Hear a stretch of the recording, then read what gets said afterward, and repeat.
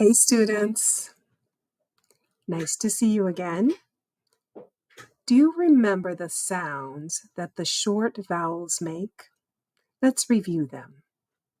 A says apple. E says elephant. I says iguana.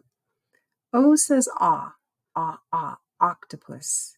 And U says under.